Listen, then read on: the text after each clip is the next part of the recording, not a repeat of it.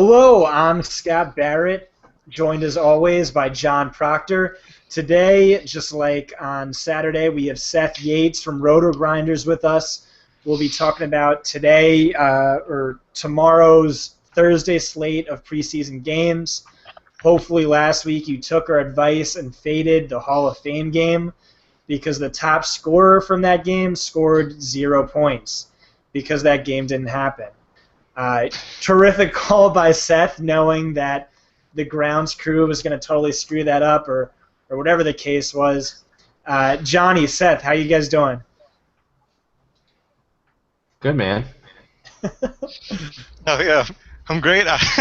Funny, on Sunday I was actually on a Periscope right before the game, and here I am telling people if you play the Hall of Fame game, these are the guys you can play, and then everybody in chat's just like, "Oh no, it's gonna get canceled," and I'm like, "Well, that was a waste of time."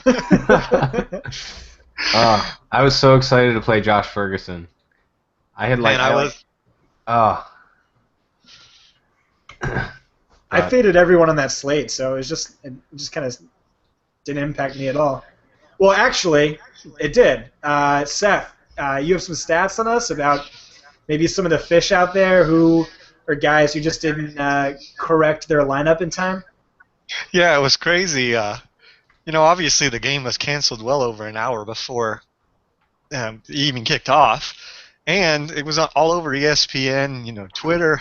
Rotogrinders sent out an alert, but yet out of the $3 big GPP, now granted this one filled on Saturday night, 15,686 teams in it, 5,120 people have at least one player in the Hall of Fame in their lineup. Some of them didn't submit a lineup at all. So basically, 33% of the field's already taken a zero, and only 10,567 of the 15,000 is even playing with the full roster. So if you're in that slate, I got 20 entries in that. So hopefully you guys got some in there too.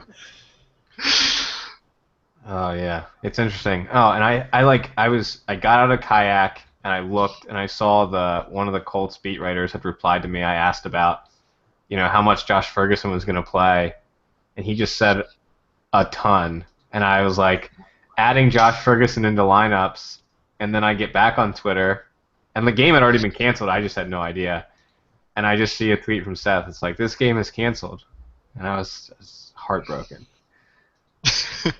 I do feel bad though. I don't want to make fun of the people too bad because for one, I hate beating people like that. That's just a terrible way to win. But for two, like, I'm getting tweets from some people. They're like, "Man, I was at work or I was at church, wherever." I'm like, "Sorry, like, no one was expecting a game to get canceled because of the field. The weather was fine." Yeah, and it wasn't weather related. In the future, for anybody, if that does happen to you and you have an entry or two and you're new to it, if you email them, they're pretty friendly when it comes to refunding those kinds of entries. So it's probably too late now, but for future reference for anyone who fucked up. Yeah. The other thing is you're not completely. Like I said, 33% of the field's dead. But if you just have one player, a lot of people are going to take a zero. You're not dead. Don't give up on your Thursday teams. We'll give you some picks here that will get you back in this. For sure. So, all right, do you guys want to just dive right into the slate? Yeah, let's do it. Okay. What teams do you want to start off with, Seth? Do you have a preference? Let's just run it in order of start time. So Tampa Bay at Philadelphia is the first game, I believe. Okay. The guy that immediately jumps off to me, screaming right off my notes here, is Adam Humphries, who is white. And you know how I feel about white players in preseason. This is their chance. They got that grit. They're going all out. And yeah, he's fighting for the wide receiver 3 role. Or actually, does he have it locked down? I think Dirk Coder recently said he has it locked down. Is he a good player, or are you looking more at Kenny Bell at wide receiver? Well, what's going on there with Humphries is Tampa doesn't list a slot wide receiver on their depth chart like some teams do. So technically Humphries is the starting slot wide receiver, but because they don't list that, they make him the right wide receiver number 2 behind Vincent Jackson. Mm-hmm. So really technically he's the starter anyways. But I'm definitely excited about him. The other guy I do like is Kenny Bell, like you mentioned. I think that Bell should slide into Jackson's spot. Jackson's questionable, and I mean, really, with preseason, if the guy's a name, and even with the no names, if you see questionable, it's probably no. So Bell should be starting, and both Humphries and Bell are going to get a crack at returning kicks in this too. Is Austin Seferian-Jenkins the chalk at tight end this week?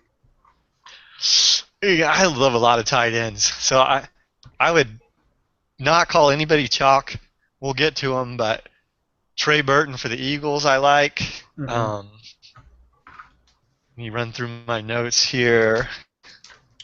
And even on the Bucks, I mean, outside of ASJ, there's this Danny Vitale guy, or Vital, I don't know how it is, who's got this super back role that they've been talking about. I think he's probably like a interesting GPP dart throw. Johnny likes Waller on Baltimore. Yeah. Brady Bowman's been getting a lot of love on the Jags. Yeah, I mean, there's a lot as we get through these games. Mm-hmm. You're not going to struggle to find tight end. Now, that said, I don't know that. I'm sure somebody will ask, well, should I play a second tight end in the flex spot? I still think that's a no. Like, you've got options for tight end, but Martellus Bennett led tight ends in catches last preseason, or at least of guys on this slate, and he had 11.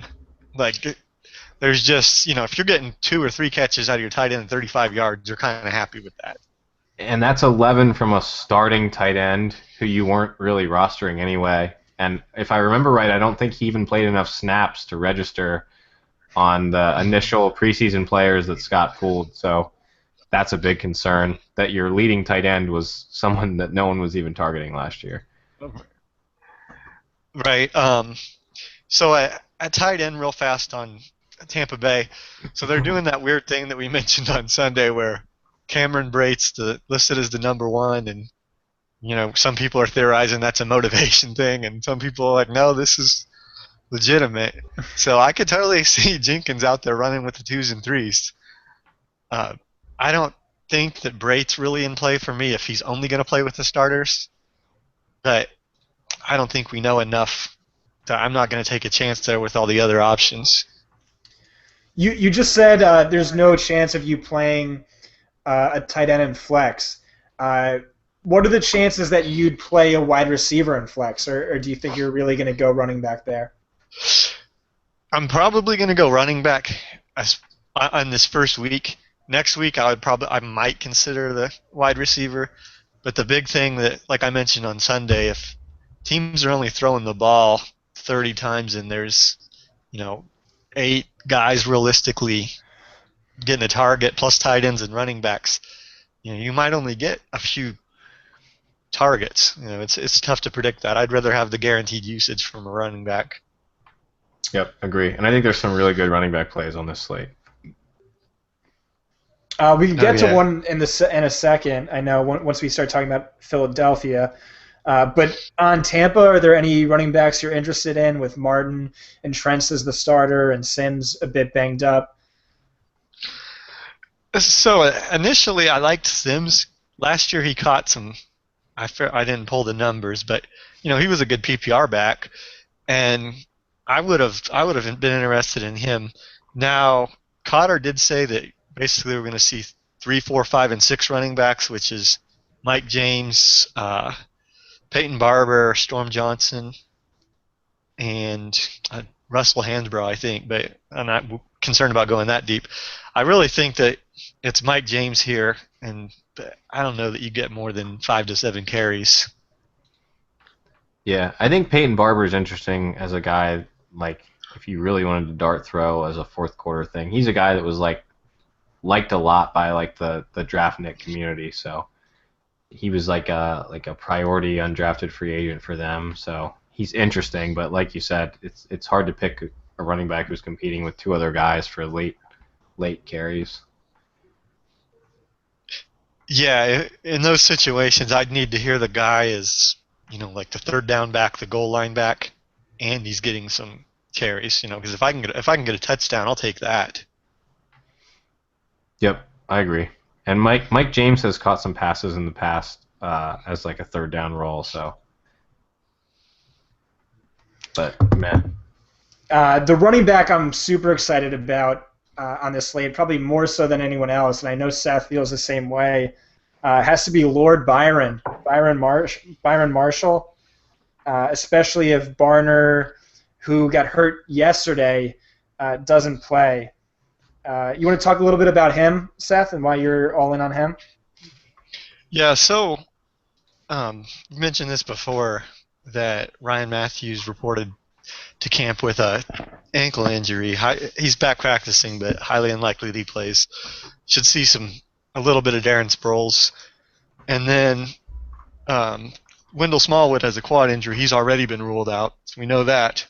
And so it should just be Byron Marshall, Cedric O'Neal, and Sproles. Really, is there one more? I don't think there is, right? I think that's it. Cedric O'Neal, Smallwood, yeah. Yeah, it's just right. So it's Barner if he's healthy, Byron Marshall, and Cedric O'Neal. Mm-hmm. So we'll want to check that pre-lock. But if Barner's out, then Byron Marshall's your cash game running back to me. Yeah. But of course, I'm an Eagles homer. And I've read a few tweets from some beats too that they think if Barner does play, that he's probably only going to return kicks. Yeah, I could see that. And then the other thing to pour some water on, I was about ready to go all in on Barner as I was trying to write my article, and then I realized I'm starting reading stuff, and Barner has struggled catching the ball out of the backfield, which is important in the West Coast offense. And a lot of people think that they're going to give these other guys a shot as opposed to Barner because they're better pass catchers. Byron Marshall played at Oregon. He had 1,877 rushing yards, 19 touchdowns on the ground, and he averaged 13.3 yards per catch for a total of 1,293 receiving yards. And that's over 4 seasons. But so, he can do it all. Yep. Yeah, and he's a guy that's like a few of the dynasty guys are really we're big on. So he's definitely a talented guy, and he should really not have a whole lot of competition for carries and catches. So it's hard to not play him. I guess O'Neal if you wanna kind of be contrarian instead. Yeah, and then I've mentioned this before. If Barner sits, I'll throw a couple GPP teams in where I'll just take both of them. Give me all of the carries in this game. If there's only 2 guys, yeah. If there's a touchdown, I'll get it, and I'll get all the rushing yards. Yep, I'm with you there. All right, moving on, we have Trey Burton, who you just alluded to. NJ.com has called him the best overall player in Philly's camp, but there's also 5 other tight ends on the roster. Why should we be excited about Trey Burton, Seth?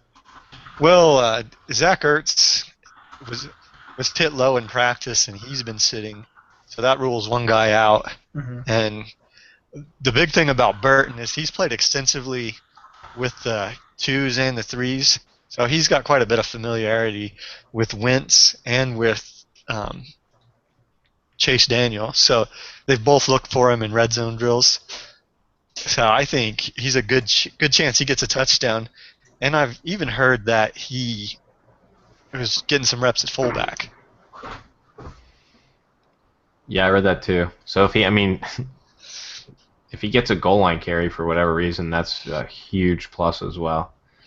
But there's also tons of reports that the Eagles really want to prioritize getting the tight ends involved, and they just have so many injuries at wide receiver right now, as well as just that their wide receivers really struggled last year. So I wouldn't be surprised to see Burton get a ton of work.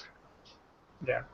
And again, like we said last week, and like we kind of alluded to again today, tight end's pretty much like a crapshoot. You're kind of just banking on a touchdown, hopefully, if you're lucky. But I do like his potential this week. Our next slate then would be Washington against Atlanta. A guy I'm excited about, I don't know, is Rashad Ross. Last preseason, he scored 76 fantasy points. The second closest wide receiver only scored 50. I have no idea how sticky preseason fantasy points are year over year, but that's pretty exciting. I don't know. Seth, what do you think? Um, See, last season was weird, and this is something I've mentioned time and again, that I like to target wide receivers and backup quarterbacks. Even this week, a lot of people are asking me, well, this third stringer might play the whole second half. Who cares? He's out there with the 6 and 7 wide receivers behind a terrible offensive line. But with Washington last year, we saw Robert Griffin and Kirk Cousins battling for the starting job. So it was basically Cousins in there in the second quarter just obliterating second-string defenses. So that's a lot of where Ross's production comes from, and some Colt McCoy too, who's still there.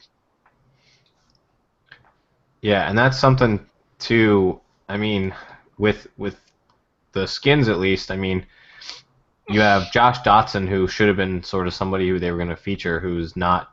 It's not going to happen because he is injured. So, and as long as Colt McCoy is out there, anyone who's playing with him has an advantage because he's like a really experienced backup versus some of the other scrub backups. Yeah, the other thing is Washington does have like 14 receivers on their roster, but like you said, Doxson's on the PUP list, Diggs is out, and Jamison Crowder's out. So we're down a little bit, and then like obviously Deshaun Jackson and Pierre Garçon are not going to play much. So that's where the Ross love comes from. The other guy that I like is Ryan Grant. He should start in the slot in place of Crowder, and he's been great in camp. Actually, he had I have it right here. He had oh no, I guess I didn't pull up his stats, but he had a great preseason last year as well. Yeah, I mean, not honest. Let's see. Real fast, we skipped over Eagles wide receivers. There's not much there. I just wanted to go back to it. The only thing to know there is that Jordan Matthews is out, and 2 backups that you haven't really heard of are out. I don't get that excited about the guys that are there, other than maybe Chris Givens. Josh Huff is playable. Paul Turner is going to return punts, and he's an undrafted free agent. And then Caleb Jones, a rookie out of Arizona. And sure, but like I said, if you love Burton so much and all those other picks, then it's tough to just you can't play all Eagles on your roster. Right, and Givens is kind of like a deep threat guy. So I mean, if he catches a ball for like 50 yards or something, you're kind of happy with it. Mm-hmm. Let's see. Back to the Skins. So an interesting thing with the Skins though has been the sort of the discussion around the running backs with Matt Jones and Chris Thompson unlikely to play a whole lot, and everybody on Twitter loving Keith Marshall as the next up and coming starter for the Skins. What are you doing with Keith Marshall? It's still a really crowded situation there. Basically, most teams are going to keep 4 running backs. That's probably what we can expect from the Redskins, and they've got 6 guys with a realistic shot at it. And you already know they're keeping the top guys. They'll get a long look at Marshall. They should get a look at Mac Brown, but Matt Jones should see some carries. Thompson will see some carries too. It's tough for me to see how all of them. I mean, obviously all of them can't get 10 carries. So I don't know that I love that situation. Yep, I would agree with you. I mean, if you had to pick one, it's got to be Keith Marshall because he's probably the most likely to get an extended look out of everybody. But that would still be somebody you wouldn't want like a ton of exposure to. Yeah. And obviously, I mean, we're going to get to some good running back situations other than Philly. Like I just don't see any reason to go there. Yeah. At quarterback for the Redskins, I do like McCoy. Obviously, Cousins is is playing, but just a series or two, and then it should be Colt McCoy for the rest of the first half, and then Sudfeld for the second half. Depending on how it goes, that you can almost get 2 quarters out of Colt McCoy. Yeah, and he's been an absolute stud in the preseason before. And I mean, he was a starting NFL quarterback, and he was like not completely terrible. So it's a big boost. And the other thing I want to mention real fast on when a lot of times people are talking about these players in quarters, that's all quarters are not equal. I've seen a game where one team will go 3 and out, and then the other team will run an 8-minute drive, and the first quarter is almost over before they get the ball back again. So it's like, he played a quarter, but he played 2 series. So like, what you're really talking about is reps. Like, for example, with the Broncos, they've said that Sanchez and Simeon will get equal reps, like equal passes. Not necessarily the same number of plays overall, but they'll pass the same amount of times. Yeah, and that's true where it's like if a guy is going to play a whole fourth quarter, if he's a receiver, that's like not that big of a benefit because there's going to be a ton of running out the clock in the fourth quarter because teams are ready to get out of there. Right. Speaking of receivers, I mean, I'm not really interested in the tight ends on the Redskins, or is there anybody that you're really looking at? You could possibly talk me into Niles Paul or Logan Paulson. They're still pretty deep here. Right, and my concern is like Paulson is like he's been with the Skins for a while. He's been in the league for a while. Niles Paul's been with the Skins for a while. I just feel like they don't really have a whole lot that they need to see with their tight ends, so I wouldn't be surprised if they just really didn't throw them the ball very much. Mm-hmm. Yeah, right. Like Niles Paul started some games last year, didn't he? Played 4 quarters and didn't do anything. Yeah. So, meh there, but yeah. I mean, so Falcons. I'm not really looking at quarterbacks there, since they have 4 of them. What's your thought? I thought it was interesting what Coach Dan Quinn said. He said basically his approach to preseason is guys that are game ready, and especially veterans, like if he knows they're ready, he's going to probably give them a quick hook because they don't need the reps. But guys that reps do matter are the younger guys. He wants to get them some game action. The way I read that is Matt Ryan, Julio Jones, you're good. You can play a couple of plays and you're out of here. Yeah, and that's kind of how I mean, if you knew Schaub was going to play like the whole first half or something, I think he's somebody I would look at, but we don't know that. And I have seen some thoughts that the Falcons actually want to get a look at Sean Renfree and Matt Sims, so they want to get Ryan and Schaub done as quick as possible and give those guys the reps. Which honestly, that kind of makes me like the Redskins' defense more than anything. Sean Renfree's been bad, and Matt Sims is nothing crazy either. So yeah, and even Matt Schaub's bad. Yeah.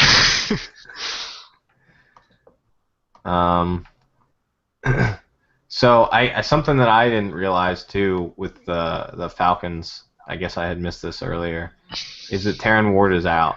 So they're kind of down to 2 end of the game running backs. I mean, how much do you like Gus Johnson and Brandon Wilds?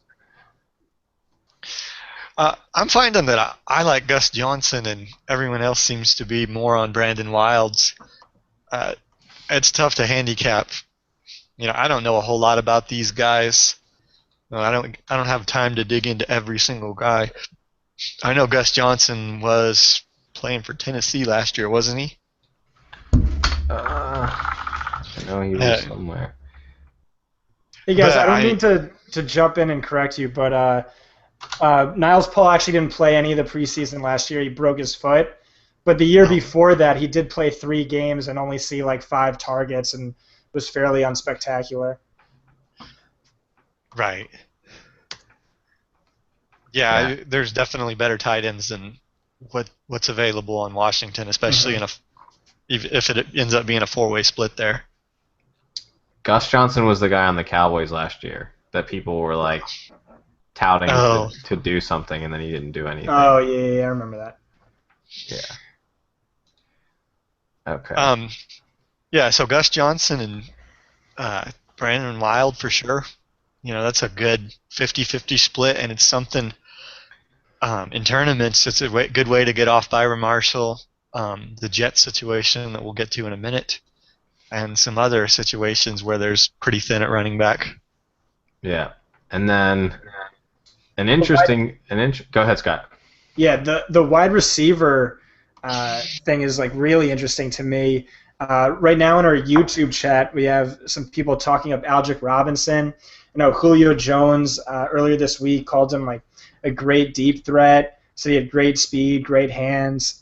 So he was talking him up.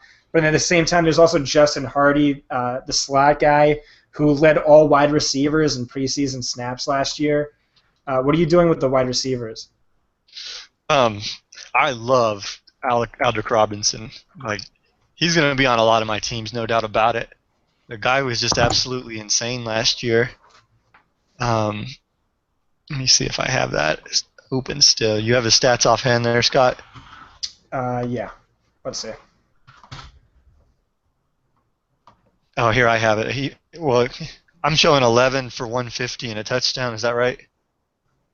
I'm stuck in 2014. Yeah, that's probably right. And then the other guy that we like here is Justin Hardy. I believe he had 11 for 130, but no touchdown for him. And the other thing with Aldrick Robinson is that he played on the Skins before, so he has experience with Shanahan. So to some degree, they're familiar, which is a positive in preseason.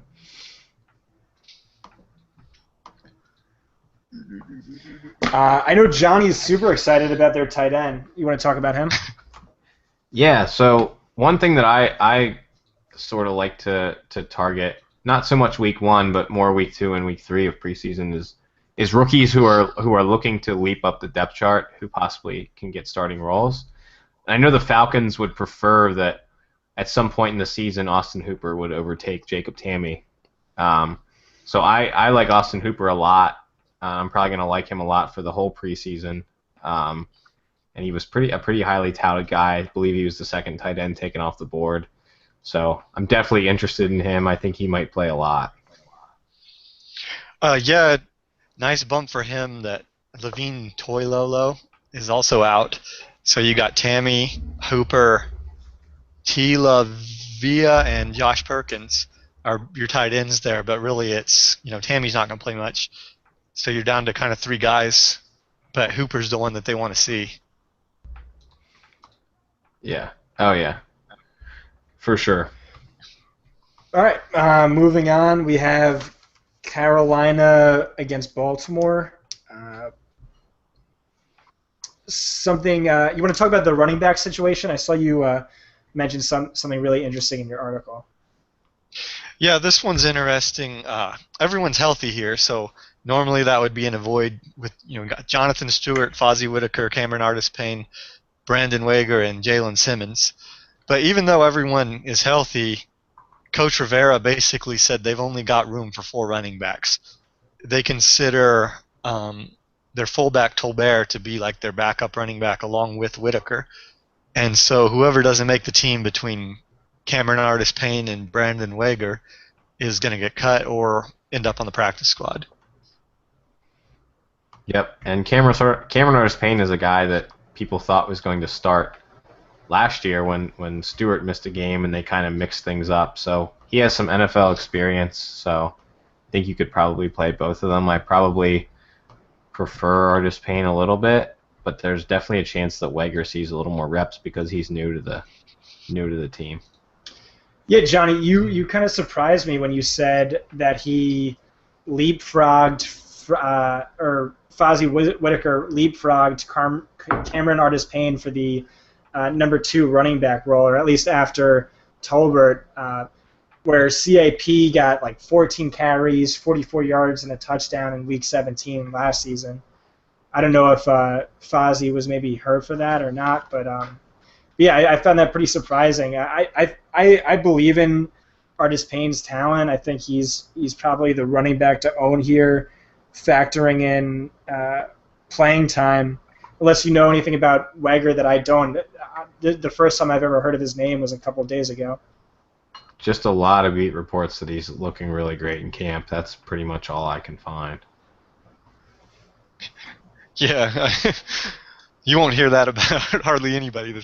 Everybody's looking great in camp, so sometimes it's tough to weed through that. But I've heard the same thing. Everyone said he's been looking great, so gotta trust the guys on the ground with that stuff. Yep, that's about all I've found. My only notes for Carolina are with the running backs. You have a deep wide receiver crew, tight ends, quarterbacks. Anyone exciting you there, Seth?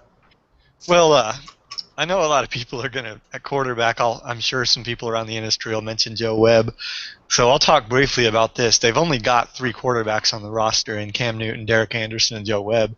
So once Cam finishes up, you got about a half for both of those guys.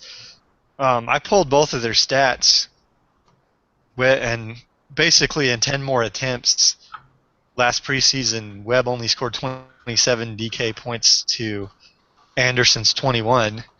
So I'm telling you, even if you hear that Webb is getting the whole second and Anderson is only getting a quarter and a half, I still want Anderson if I'm picking there. Yeah, and even then, I'm probably not super excited about. Yeah, it's not that situation. On wide receivers, just impossibly hard. They've got a lot of healthy guys and just a huge cluster. There's a lot of guys they want to get a look at. The one name I am seeing people mention is Kieras Garrett. He's looked good in practice. Well, he was looking good in practice. This week, both him and Brenton Burson have a lot of drops. To me, that's an issue. I think I'll like enough other wide receivers that I'm not even going to mess with it. Yeah, and Garrett was like a priority undrafted free agent, but even then, obviously he wasn't good enough for them to take in the actual draft. And, they kind of like Stephen Hill, but he's always hurt, and so not really all that interested there either. Yeah, Hill's just a speedster, and he's at the beginning of camp, they said he was looking great, and then a lot of people I've seen some of the beats saying that it doesn't look like he trusts his repaired knee 100%, like he's not cutting strong on it. So I think you got to avoid him unless you're just hoping for a bomb. Yeah. He's also been terrible throughout his entire career, so maybe that's another reason to avoid. That's fair. You think we're done with Carolina here? Anyone else? Well, at tight end, you could maybe talk me into the guys looking for the 4th job in Bo Sandlin and Deaver. Well, hang on, no. Yeah, Braxton Deaver. Deaver is an undrafted free agent, but he's making ground on Sandlin. But like I said, if you're only playing one tight end, I think there's better situations. I wouldn't go here. Yep, I agree. Much more interested in the tight ends on Baltimore if we want to head over to the Baltimore game. Yeah, so Johnny's a Baltimore homer, so he's going to give us some awesome Baltimore fire right now. Yeah, every tight end on Baltimore is either 64 years old, suspended, or hurt, right? Is that correct, Johnny? Yeah, so Ben Watson is, he's your 64-year-old. Dennis Pitta's hip is 64 years old. Crockett Gilmore is hurt. Max Williams just recently left practice hurt. And Daniel Brown, isn't he not really an actual tight end, something like that? Well, I have him questionable anyway. Yeah, he might actually be hurt as well, too. And so then Nick Boyle is suspended for 10 games.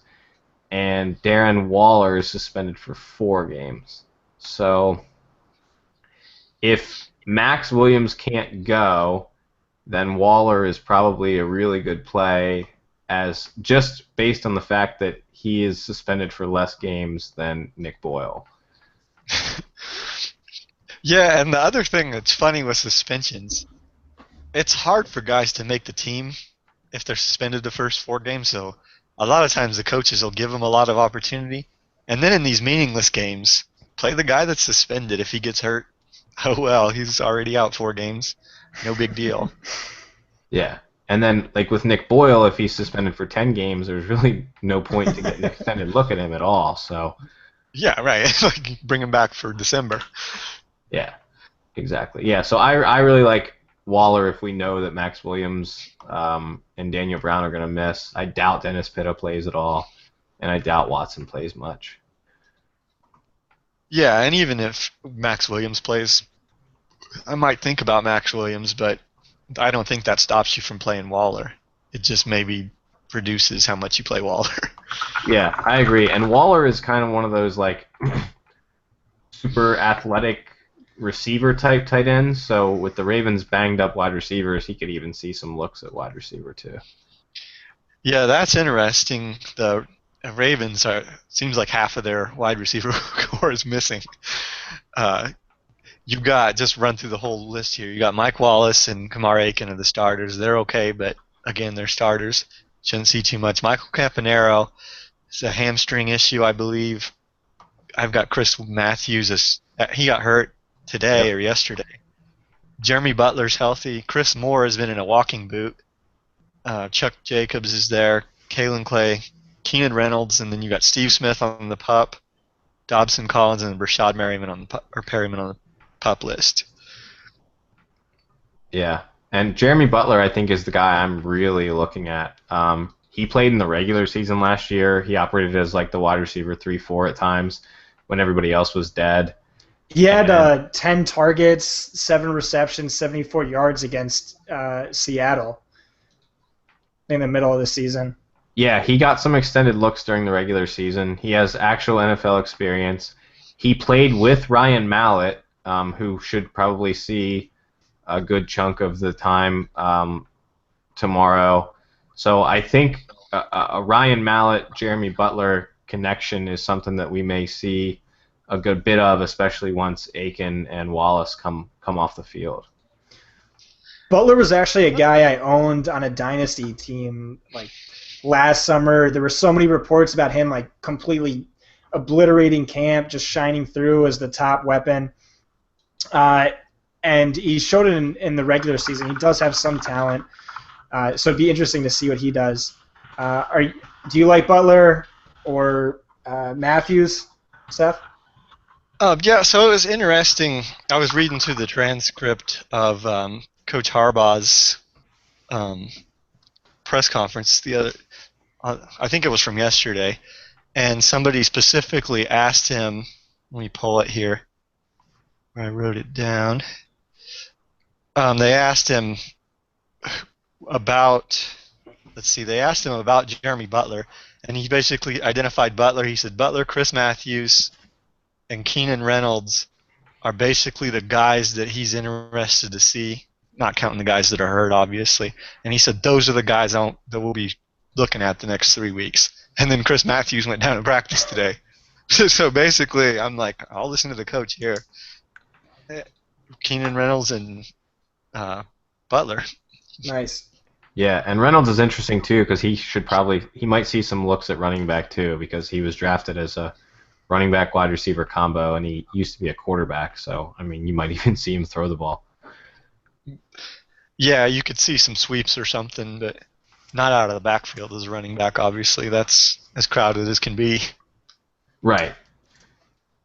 But moving on to the running back position, Johnny, I know, is super into Terrence West just based on early reports in camp. I'm a huge Kenneth Dixon fan, and earlier this week he was getting some rave reviews. He's a fantastic receiver. He was PFF's top-graded running back top-graded receiving running back, and he also ranked first in yards per route run among all draft-eligible running backs last season. Johnny, you want to state your case for Terrence West? The thing about Terrence West that I really like is that he's kind of like a coveted prospect by the Ravens. I don't know why, but they wanted to draft him. They were really upset they missed out on him. The reason they couldn't draft him is because they couldn't trade up on the compensatory picks. So he was taken by the Browns before they could get him. As soon as he was a free agent, they picked him up. They gave him snaps in the regular season last year. They let him compete with Buck Allen. Apparently, he's been an absolute stud in the preseason. He's losing weight. The team just keeps constantly talking about him. All the beats are talking about him. Kenneth Dixon missed a bunch of time early on, so he kind of fell behind Terrence West, and I think West is going to see a lot of work because the Ozzie and the team want him to make the team. Yeah, that's spot on there. It's basically it's going to be a two-man competition here. And they need to figure out what they've got in West or Dixon. Yeah, and I think Dixon will see a lot of work too. I don't think Buck and Forsett are going to play much at all, and I don't think anyone cares about Steven Houston. Yeah, it's another situation. Who are you going to take there, Johnny? Kenneth Dixon with the receiving prowess that kind of helps him on DraftKings, or West, the guy that everyone in Baltimore seems to like? If you had to start one. If I could only pick one, it'd probably be West, but I'm going to have exposure to both for sure. And I think you could put both on your team in both of your running back spots if you wanted to do that. Yeah, that's what I was about to say. You might as well just take them both. Why not, right? That's true. Yeah. Johnny, Ryan Mallett, how many teams are going to have him on? I'll have him on a few. The thing I like about Ryan Mallett is that he's been in the system. He had regular season NFL experience with Mark Trestman and with the receivers that he's going to be throwing the ball to. He should play. They've said that he's going to start and he's going to get an extended look because they're essentially figuring that he's going to be the backup, and they don't really expect either of the two Johnsons to make the team. So first half's worth or a quarter and a half's worth of Ryan Mallett, throwing to receivers he's familiar with in a system that he knows, I think is a decent bet for some production. I don't think he's one of the best quarterback plays, but I think he's a pretty decent play. Yeah, I think that makes sense. I'm seeing some love for Johnson. Well, I guess I should clarify. I assume they mean Josh Johnson. He's coming in next because they have a Jared Johnson too. I still think it's Mallett. Yeah.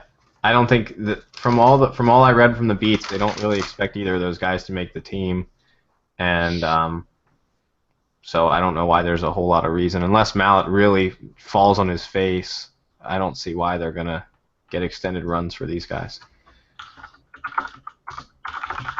All right, my two top quarterbacks, more so than Mallett, in my opinion, come from the next slate of games, which is New Orleans. The next game, New Orleans versus New England. Garrett Grayson, who was picked in the third round last year, the coach said he's going to get the bulk of playing time, with Breeze playing one series and McCown seeing one quarter. I know the first quarter is the most valuable, but I mean, that's guaranteed volume, straight from the coach's mouth, that he's going to see likely almost 3/4 of playing time. He did well in the preseason last year. I think he ranked top 12 in attempts. Seth, are you into Garrett Grayson at all? Yeah, I'm actually gonna have to jump off here after this here in a second, but I want to stay for this game for sure because I think this is a good money game here. The Saints and the Patriots practiced together this week, had joint scrimmages, so we've actually seen some. It's not a guarantee that the scrimmage plays out the way a game plays, but absolutely, Sean Payton said that Drew Brees would play very little and would yield to Luke McCown early on so that they could get a good long look at Garrett Grayson. And he's probably looking at as much or more playing time than anybody else on this slate. Yeah. The downside is that he might not be very good, but it's still a ton of time that you have to consider him. And then another interesting So would you say, where would you rank Grayson? Is he one of your top quarterbacks? Based on talent, I don't think so. Like, I think I'm going to lean more towards, like, Garoppolo, who we'll get to in a minute, Colt McCoy, Chase Daniel for the Eagles, I don't mind. Like, I'm targeting those guys that are coming in second.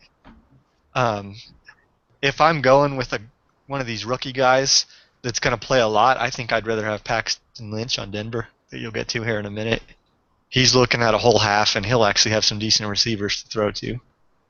That's true. Yeah, so let's... Go ahead. So to me, Lynch is just right there with Garrett Grayson. It's close, but I would lean Lynch. Well, I think the difference there is Lynch, according to their head coach, is going to play the second half, whereas with Garrett Grayson, he's going to play more than maybe 2.5 quarters. Yeah. I mean, yeah. There's. I just chased the guaranteed snaps there. I mean, yeah, I've got no issue with that at all. Like, you can Garrett Grayson 2.25 quarters or whatever you get out of him. Mm-hmm. He'll get his passing attempts.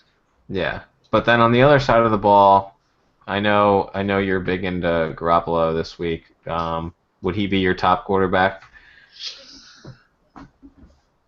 It's tough because I do want to say, like, Belichick still hasn't 100% said what he's going to do. Even the report I read today said that Garoppolo doesn't even know what his plans are.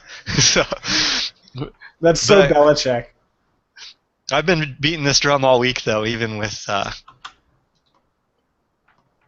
I've been beating this drum all week. People are saying, well, aren't they going to protect Jimmy because he's got to start the first 4 games?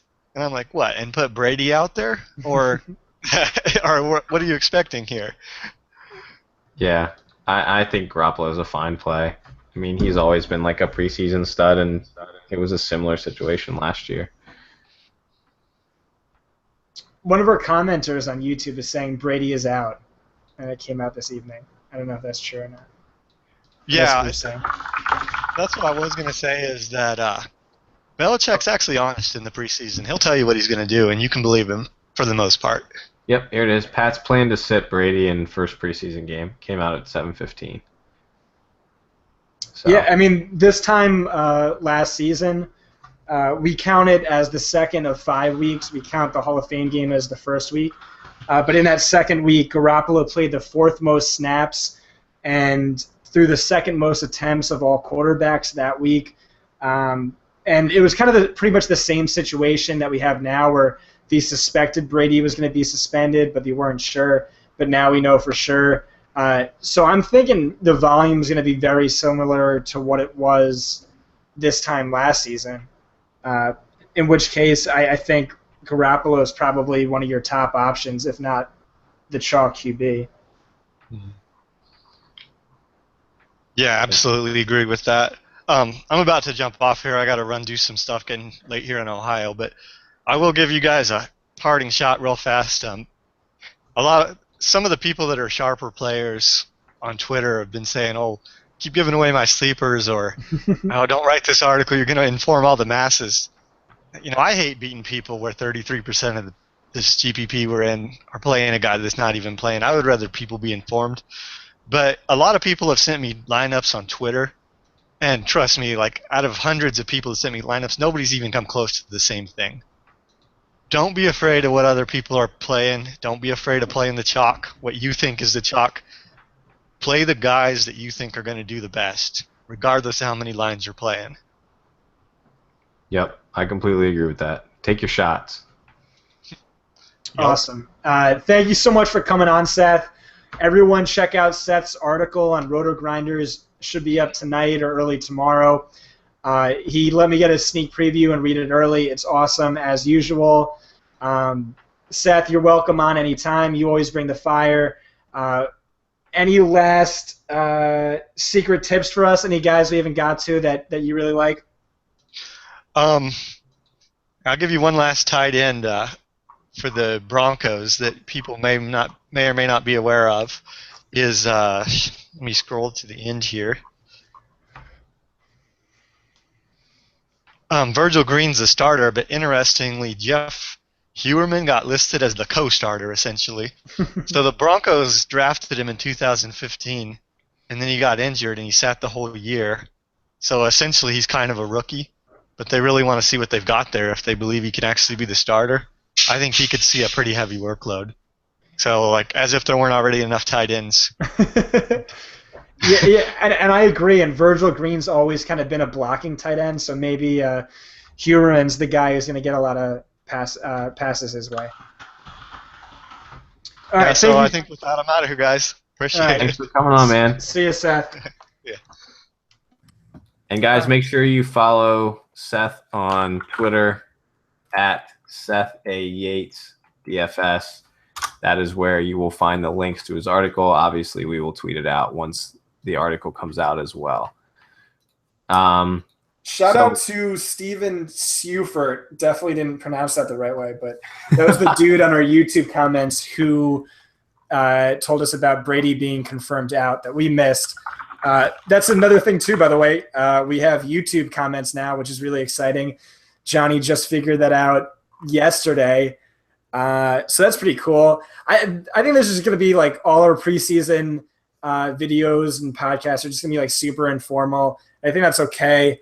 More of like a hangout than a podcast, I guess. But we have some really cool guests coming your way aside from just Seth.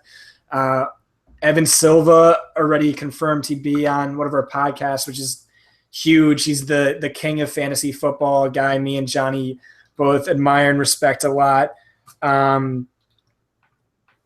Yeah, I don't know. Do you want anything else you want to add? Yeah, let's keep going through. Okay, so back to the Saints-Patriots game. There's another running back that's probably, I would say, one of the more chalky running backs. Deion Lewis is on the pup. LeGarrette Blount is probably not. Yeah. I thought you were gonna say Daniel Lasco. No. I'm gonna bring up Lasco too, but Brandon Bolden, they know what he is. He's a special teamer. James White, he's more of a receiver. They know what he is. So one guy that they're probably going to really be looking at is Tyler Gaffney.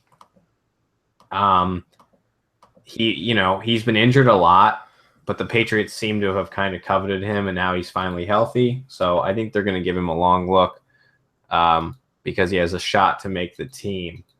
And he has a shot to have, a legitimate role since they don't really have a whole lot of depth at running back outside of Deion Lewis this season. What do you think in 2 consecutive years, Gaffney has gone down in week 1 with a week 1 of training camp, season-ending injury. This is a guy that outside of just like a few practices and his college tape, the Patriots really haven't seen much from him. So it makes sense they're going to want to give him a lot of playing time. And he is fighting for that kind of role. You got to assume kind of Blount makes the team and James White and Deion Lewis make the team. So he has that like backup to Blount role where he's fighting up against like Donald Brown. And I think one other guy. Johnny, you like slammed that glass and it just was deafening in my ears. Yeah, so I think he gets a lot of playing time. I'm excited about him. I've always wanted to see him play. He's a guy I have still on a few dynasty teams. What makes you interested in Daniel Lasco? So with Daniel Lasco, the reason that I would, I'm not super stoked about it.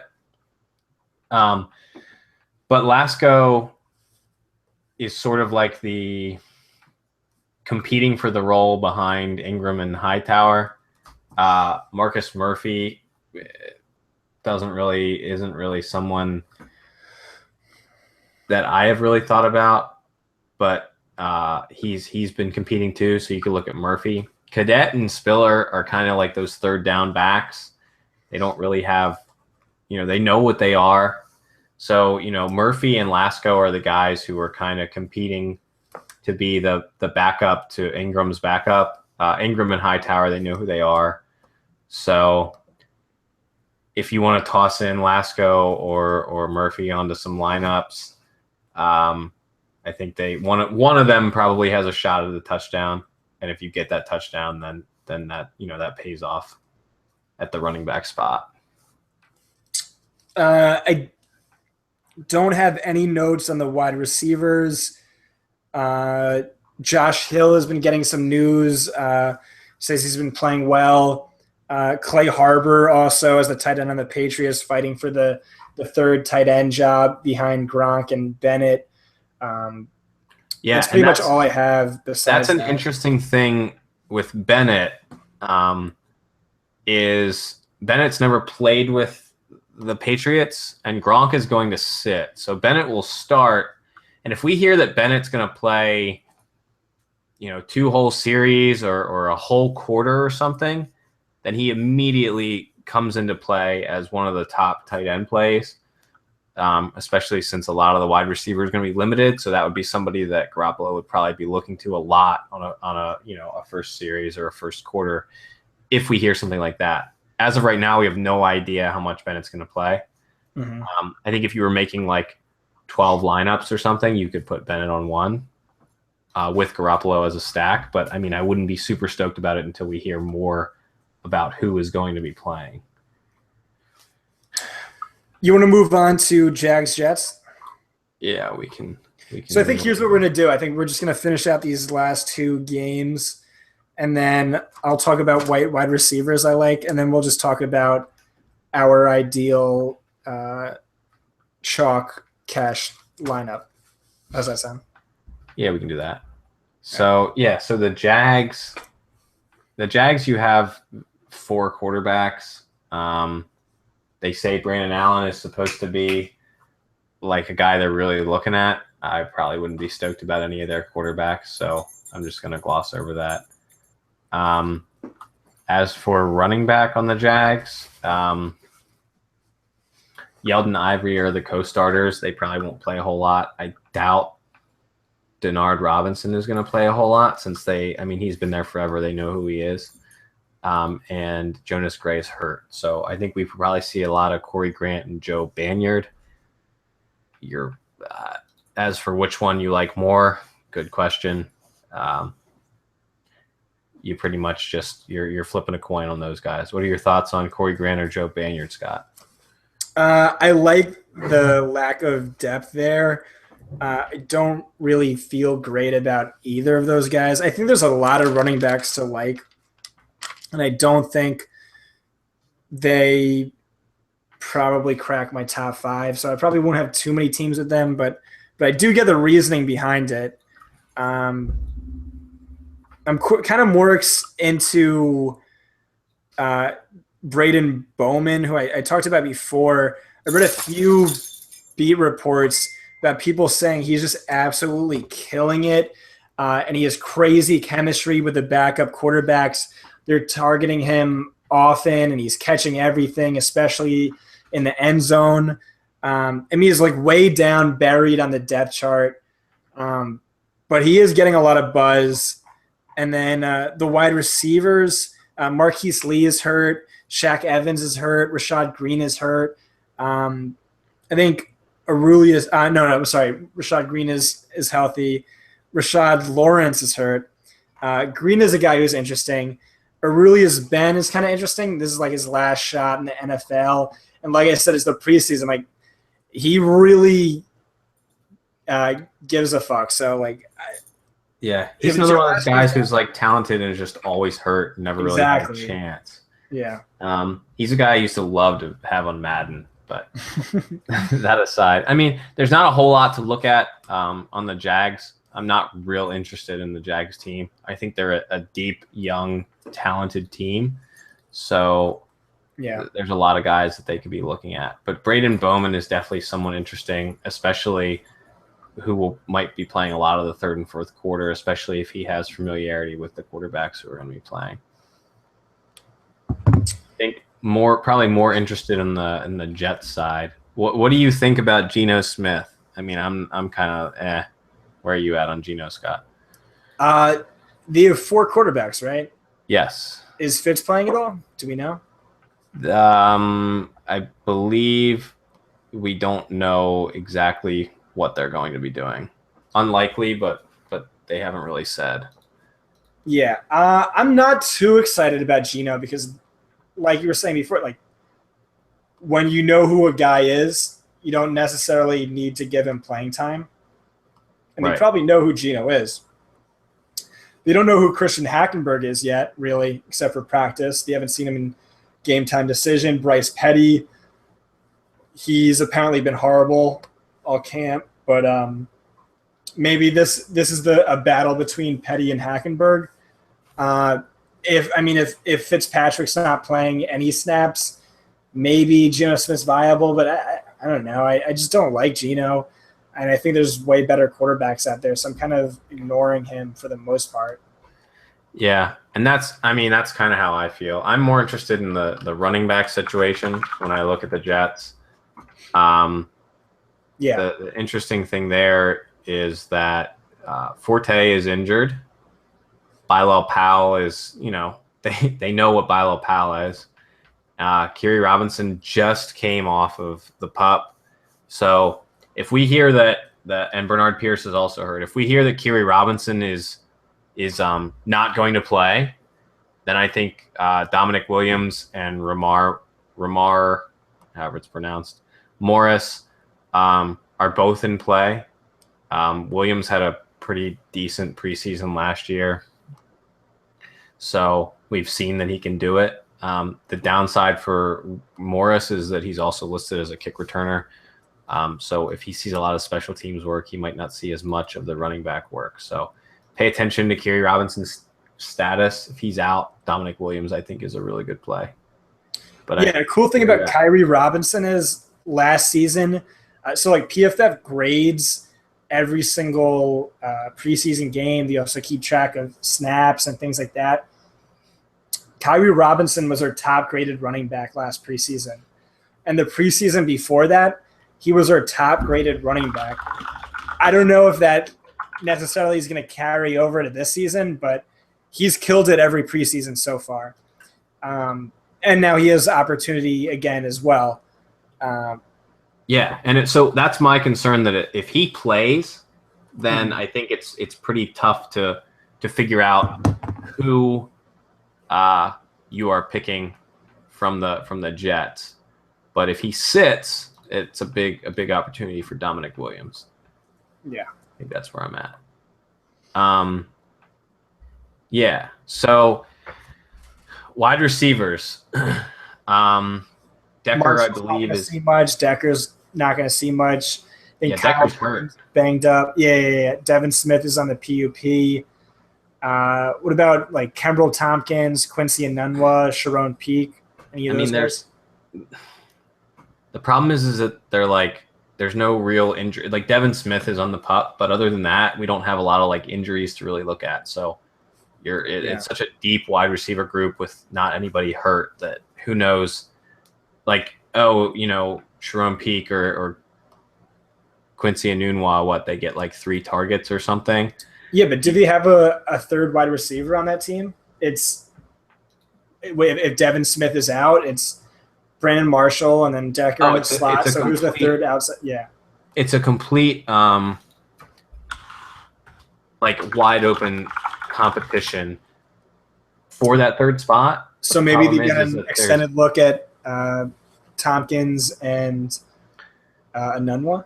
No? It's a good guess. I mean, I don't know. I know there's some talk of this Peak kid, and I know some people have mentioned him in chat. Yeah, I've heard that too, yeah. But who knows how much these guys are going to play. I mean, I think I would probably prefer to play Jace Amaro over any of the wide receivers. What do you think? Why Jace? So he is not listed as the starting tight end. Really? Who's the starter? Kellen Davis. Wow. Amaro has... Do you still have baby Gronk on the team? Sudfeld? Yeah. Wow. Yeah, but he's awful. But anyways, so, I mean, Jace Amaro has pretty much been like a complete disappointment for the Jets. But he's like a really athletic, talented guy. He's one of those athletic guys that have an advantage against, second, third string defenses. Okay. So he also has an opportunity to play some wide receiver spots. especially when Gailey is spreading them out. So I think you're more likely that Jace Amaro is competing for a starting role or the backup role, whereas these other wide receivers, we really don't know who the guy is that's competing for that job. I mean, we know for tight end it's Davis and Amaro who are kind of competing. We know Zach Sudfeld's no good, and I don't really know anything about the guys behind them, but I'm doubtful that they're actually competing for a significant role. Yeah, you make some compelling points. Yeah, I don't know if Kyrie Robinson's playing. I just looked into our chat. We're getting roasted. Yeah, he's unlikely to play. He's unlikely to play? Okay. He's been doing like team drills and stuff. He's practiced a little bit. He just came off the PUP like end of last week or beginning of this week. Okay, so Forte has the hamstring. Kyrie Robinson has the leg. What does their depth chart look like? Let's just go back to the running back. I'm sorry. Let's go back to the running backs for a second. You pretty much have the two. You have Dominic Williams and Romar Morris. All right. So if we're down at 2, that seems like, or what about Stacy? What about who? Zach Stacy. Is he still on the team? I don't think he is on the team. We stink. I think he's on the team. No, Zach Stacy's not on the team. We have Matthew. You're right. Matthew Tucker, Romar Morris, Dominic Williams will be the only healthy ones if Kyrie Robinson sits. And Matthew Tucker played for the Eagles in 2013. He's kind of like a fringe guy who's bounced around. He hasn't really done a whole lot. I doubt he has much chance of making the team, especially as deep as they are at running back. So, I think. But we boiled it down at 2 or 3. Dominic Williams is the play. Yeah. Between those two, because Romar Morris, like I said earlier, and they're mentioning in chat too, he's going to return kicks too, so he probably won't see as many snaps at running back. Okay. All right, Broncos Bears. By the way, again, guys, we're just going over the slate today. Like, if there's breaking news tomorrow, obviously, like, always pivot. We're not going to have a podcast tomorrow, so just stay on track of RotoWorld, Twitter, whatever, and always be ready to adapt and change. But yeah, Broncos Bears. Yeah, so the interesting thing with the Broncos is the whole quarterback situation. I mean, Mark Sanchez, they pretty much know that it's his job, as much as they want to play games with the media. So it's kind of like, and Trevor Siemian, I think, is kind of just, they're seeing what he is. They're using him to kind of push Sanchez a little bit, maybe push Paxton Lynch. Lynch was their first rounder. They say that Lynch is going to play the whole second half. Siemian and Sanchez are going to split the first half. So you have no idea how much Sanchez is going to play. You have no idea how much Siemian's going to play. So I don't think you can really rely on either of those guys. If you had to pick one, it'd be Lynch. And we know that the Broncos are really deep at wide receiver. So those are some decently talented wide receivers that Paxton Lynch is going to be throwing to. And he's a first-round pick. He's a talented prospect. So he's an interesting play. What do you think about Paxton Lynch, Scott? Yeah, I mean, I brought it up with Seth. I think he's a really good play. He's going to get the entire second half. I've heard beat reporters saying he was very inconsistent early on, but he's kind of fallen into a nice little groove now. I guess. I still like Garrett Grayson, and I like Garoppolo more. I don't know if he's going to be good either. He's a rookie. This is his first serious snaps against actual talent. Not too excited about him, but I get it. I mean, he's seen snaps. So then Huerman was the tight end that Seth talked about. We like him too, right? Yeah, Huerman's interesting. I mean, the other tight ends are really nobody's on the team. He was injured. He's kind of, a second-year rookie per se, kind of like a Travis Kelce situation. You look at Travis Kelce when he got hurt, and then he came back and just absolutely dominated the preseason in his second year, and then took everybody by storm. So, the tight ends is a tough position to learn in the NFL, so a year off is probably not all that hurtful for him. So I kind of consider him in the same area as Austin Hooper. After Virgil, it's him, and then Garrett Graham, Henry Coble, and Manasseh Garner. Yeah, it's Heuerman's a good play. He has a chance to take over the job from Virgil Green, who's never really done a whole lot since he's been given, significant role. So I like this Heuerman. looks like a serious, actual camp battle. So maybe they give him an extended look. Yeah, agree with you. Running back is what's interesting. Running backs, okay. Everybody wants to play Devontae Booker. Is he going to get a ton of work? Probably. He's, they want him to push CJ Anderson. So I think Booker is definitely an interesting play. I will have some Booker. I'm not hearing that. I'm hearing Booker is like the automatic backup to CJ Anderson, and Hillman's the guy who's fighting for a job. Yes. Oh, yeah. Hillman is Hillman's not – Hillman, they know what he is. Booker is a guy who they haven't seen play. They have made comments like that if Booker can push Anderson, maybe he can take third down work and stuff like that from Anderson. I think Booker's going to get a ton of run. He's a guy they drafted highly.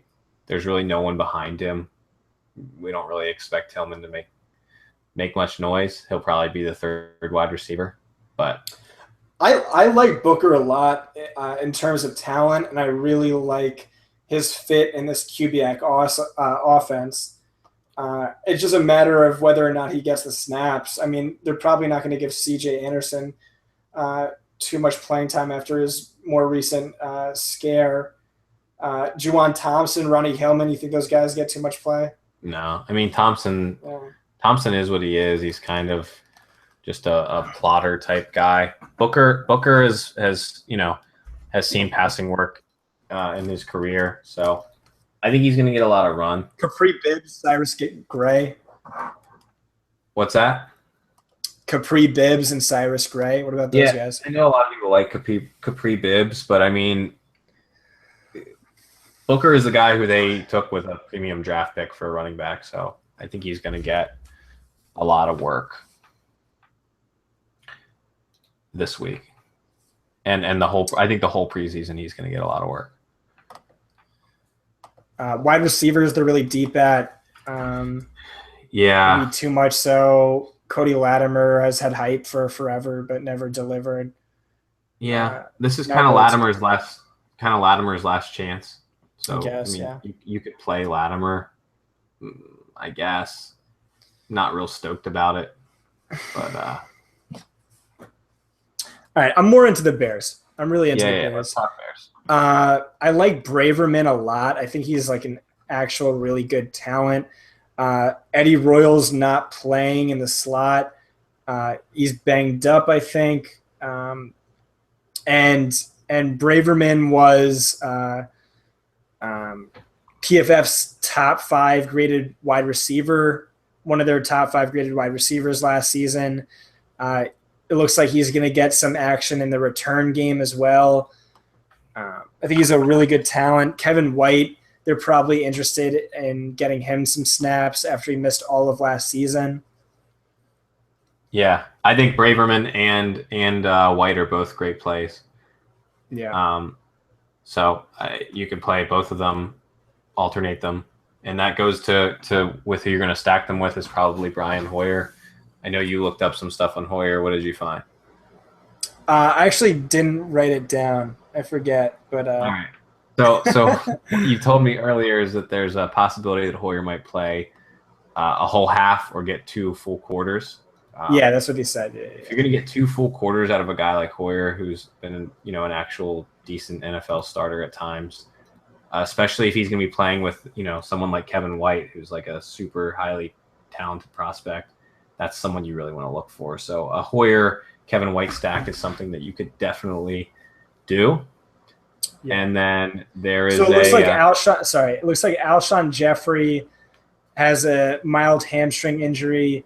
Eddie Royal is in the concussion protocol. Josh Bellamy is on the PUP. Derek Keaton missed a practice on Monday. Yeah, so it looks like there's the Bears are missing some depth at the wide receiver position, and hopefully Braverman's a guy who can capitalize. Yep, agree with Kevin you. White, yeah. Braverman and Kevin White, I like them both. I like Hoyer too. So running back, I had thought I was interested in Jordan Howard. I still am. I think he's going to get some third down and goal line work, so he's somebody you might be able to throw in. But I think there's some concern where the Bears really aren't settled on their roles. So I think even Langford might see some preseason work, probably Jaquiz Rogers. So there's a lot Kadeem Carey, what are you talking about? Yeah, I was getting there. I'm talking about third down work for them. Okay. And then as for early down plotting work, I think Kadeem Carey could see that. And that's kind of what you're looking for, is you're looking for a guy to get a bunch of those plotter-type carries. And we don't really know exactly who it's going to be, and we don't really know who's going to be getting that third down work there or who's going to be getting the goal line carries. I think if you picked a Bears running back, it's definitely Jordan Howard. Yeah. He's the only one that they haven't really seen from, and they picked with like a decently premium pick. So you could sprinkle him in. I wouldn't be super stoked about it. I'd be more interested in the wide receivers there. But what do you think? Yeah, I agree. I mean, I like Jordan Howard a lot, and I think the Bears don't like Langford. Yeah, I think there's concern there. Since February, they've been talking about a committee backfield replacing Matt Forte. Every time they've talked about Langford, they've immediately followed it up by saying, "Oh, but Kadeem Carey has been great as well." Like, they will not say his name without immediately referencing another running back on the roster. Kadeem Carey, they've got a look at him, I guess, but he's also been banged up a lot throughout his 2 seasons in the NFL. And he's still young. He's still 23 years old. So I'm not ready to give up on him. I think it is like an actual – they want to see what all these guys have to offer. Yep. Especially because Fox likes committees. At least. Yeah, exactly. So, not stoked there. Tight ends. There's a Zach Miller concussion, right? Yes. So he's probably not going to play. Tony Moeaki is a guy who's been a really interesting prospect through the years. He had that ridiculous one-handed catch that everyone probably remembers when he played for the Chiefs. We all thought he was going to be a stud after that, and he kind of fizzled out with some injuries and stuff. So he's a guy that could get some extended run. He's definitely looking to try and make the team, looking to try and probably be the backup to Zach Miller, who's pretty much the unquestioned starter, though I'm probably not going to touch him. There's definitely some other tight ends that I would prefer. Thoughts? Yeah, there's just so many tight ends. I'm not that interested in him. Yeah. And the big thing, too, is just everyone needs to pay attention. Roto World is like definitely your number one resource, the blurbs. There is going to be stuff that changes. We're going to have guys ruled out. Guys who we thought weren't going to play are going to play. That is what you want to be looking for. If a team rules out players and they're down to 2 running backs or 4 wide receivers, then you know these guys are going to get playing time. So look for that type of stuff. We don't know everything yet. You're going to know a lot more tomorrow, about an hour before lock. So make sure you pay attention and make sure you use late swap. Yeah, that's going to be huge. All right. Next up, I had a request from one of our listeners, Joe Payano.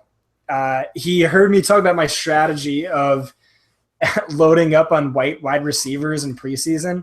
And I was only half kidding. I did this last year, and I had a ton of success with it.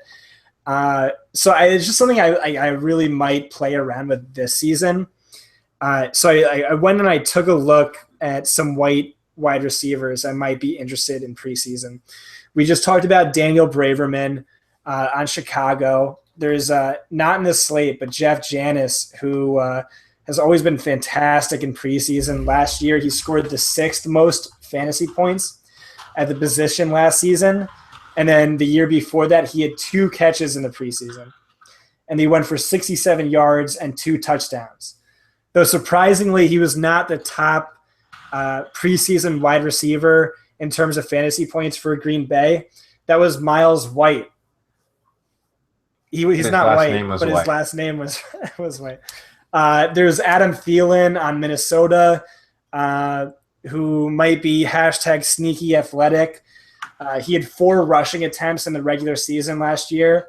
He went for 8, 14, 26, and 41 yards. He had the 2nd highest yards per carry among all players last year, minimum 0 carries. Then there's all the white guys on New England: Chris Hogan, Danny Amendola, Julian Edelman, maybe Hogan, who might have something more to prove, and he's the only one who's not really banged up. Brian Walters on Jacksonville, fighting for slot duties with Rashad Green, scored the 18th most points among wide receivers in preseason last year. There's Adam Humphries, who scored the same amount of fantasy points as Brian Walters. Coder says he's locked in as the number 3 guy, so maybe doesn't see too many snaps, maybe just plays with the first team offenses he's got to look for 2 weeks from now. We talked about him a bit before. There's Greg Salas on the Bills, who is also a top 20 fantasy preseason wide receiver. There's Jared Abbrederis, or as we in the industry call him, Jared Abracadabra, because that's what his unpronounceable name autocorrects to on my phone. And because hopefully he'll bring us some magic to our preseason lineups. Last season, Green Bay had 2 wide receivers in the top 6 in preseason fantasy points. And they're obviously not sold on Janis as the wide receiver 3 guy, so maybe there's an actual competition there. There's Griff Whalen fighting for wide receiver 4 duties in Miami. He's likely never going to get meaningful snaps in the regular season, which means he's exactly the kind of guy I like to chase. This is his time to shine. Campanaro with Baltimore, who Johnny likes. He just needs to get healthy. If Campanaro plays in the preseason, he's a great play. Kid's really talented. All right, I'm done. I think that's almost every. There's like one guy in the Colts I can't remember, but what do you think about those white wide receivers, Johnny, and my strategy? I mean, I think the thing that's interesting, like, you know, as racist as I guess it would be, is that white wide receivers are often slot wide receivers. Yeah. And those are valuable in the preseason because there's often they're not competing for an outside role with the stud, the stud X receiver or the stud Z or whatever. So they're competing for an easier position essentially, and the scrub rookie wide receiver type guy or scrub rookie type quarterback type guys are throwing those types of easier routes more often. So those are valuable targets and snaps in the preseason. All right, we haven't talked any defenses. Washington, we like, I guess. Hang on. Yeah, I mean, you really want to think about who's going to be playing against the worst quarterbacks. You don't want to play. Let's be real. This is a coin flip. This is such a coin flip. Yes, but you don't want to play a team like the Eagles D because they're playing against legitimate Winston and Glennon.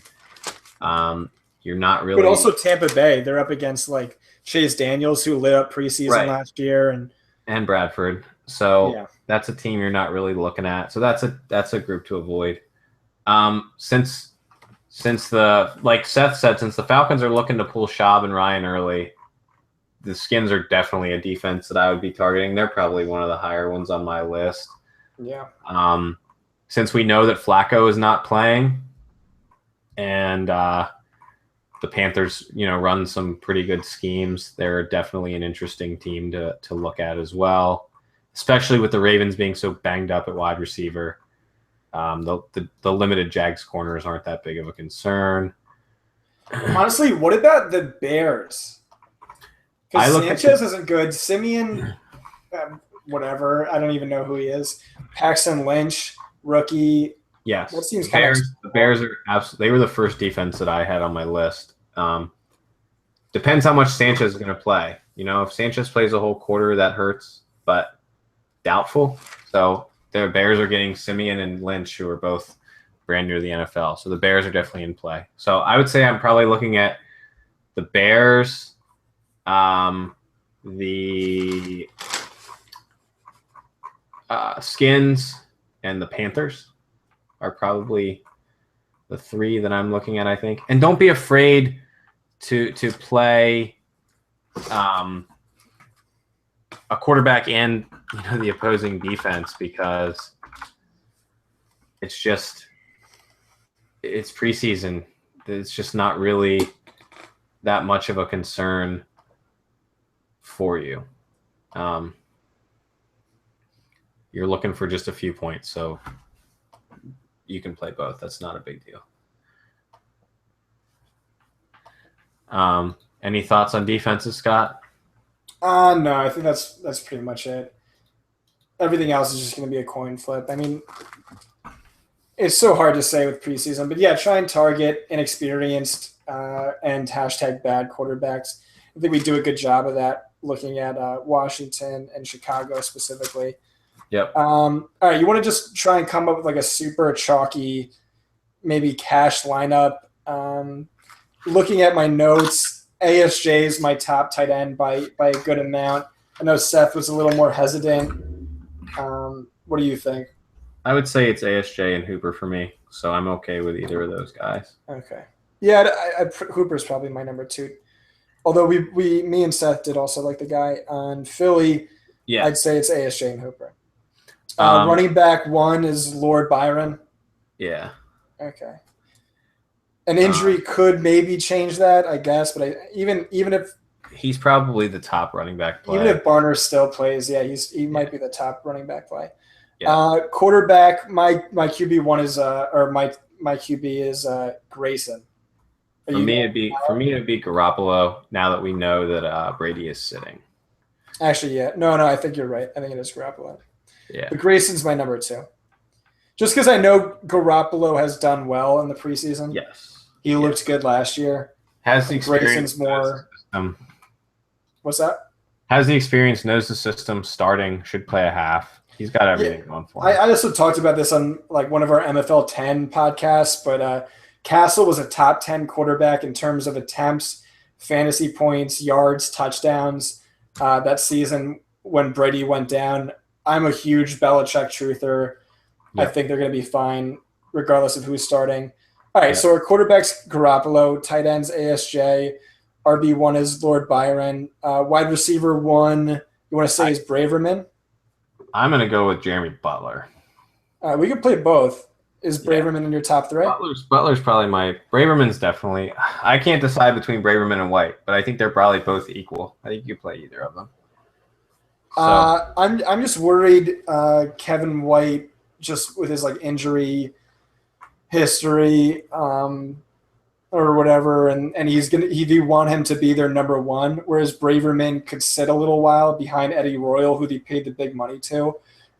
I'm projecting more snaps for Braverman, and although White is a transcendent talent, top 5 pick, definitely could blow up with just a few targets. I still think I'm going Braverman here in the first week. Maybe it shifts more towards White next week. But I'll have Braverman and Butler in my top wide receivers. Do you want to have an RB2? The running back 2 for me would probably be Terrence West. I think you could also play Dixon. Yeah, mine would be Dixon, but I get the argument for West, and I'm okay with that. Yeah, and then, but that is as well. I think you can also make the argument for Dominic Williams on the Jets. Okay. Which I think would be the reasonable flex to go with. I think my flex or running back 3 would be Cameron Artis-Payne. I get that, but from everything I'm reading about Weger, that's my concern. I don't know how much CAP is going to play. I mean, obviously we're gonna have exposure to all these guys. That's true. We said Marshall was in play also. Yeah, Keith Marshall's in play too. Not as stoked about him as the other guys, but Butler, Braverman, and then Keenan Reynolds on Baltimore. We were kind of into. yeah, I would probably. Hardy, Aldrick Robinson. Probably Aldrick Robinson. Aldrick Robinson is probably one of the. For me, it's probably Aldrick Robinson and Jeremy Butler, who are probably my top two plays, just because I think they're going to get a good bit of run with the ones and twos. All right, so here's what I'd have: Garoppolo QB, RB1 Lord Byron, RB2 Kenneth Dixon, flex Cameron Artis-Payne, wide receiver 1, Braverman, wide receiver 2 Butler, wide receiver 3 Aldrick Robinson. And what would yours be? Mine would probably be Garoppolo, Byron Marshall, Terrence West, Jeremy Butler, Aldrick Robinson. As for wide receiver 3, probably somewhere between Rashad Ross and Kevin White. Yeah, I like Ross too. And then tight end, I would go with Hooper. And flex would probably be Dominic Williams, so long as we get a little more clarity there. And then defense, either Washington or Chicago, right? You said you also liked Carolina. Yeah, I also like Carolina. I mean, if you don't like Ryan Mallett, if you think Ryan Mallett sucks, then you should be playing Carolina because he's the best quarterback playing tomorrow for them, and it's only going to get worse behind him. So, how long has this podcast been? I have no idea. I forgot to time it. Not sure, but I'd say we can call it at this point. All right. What do you think? Kenny Bell was another wide receiver we brought up. Yeah. Also Humphreys. Chase Daniels in play as a quarterback. Yeah. Ultimately, I would recommend playing multiple lineups. Waller was a tight end we liked a lot. Yeah, definitely play multiple lineups. I'll probably play 12. You should look. I mean, if you're only going to play 4 or 5, that's probably a good idea as well. But I would not really suggest playing one lineup in preseason. It's very, very variance-filled. All right, well, signing off, I'm Scott Barrett. And I'm John Proctor. Follow Scott at his new stupid Twitter handle, at Scott Barrett DFB. And you'll find me at SuperDuperman22, my AIM screen name from 6th grade. Thanks for tuning in, guys. I'll try and tweet out a bunch tomorrow. I'm sure Scott will as well. We'll try to do our best to keep you informed as the news comes in. Good luck, guys. Good luck.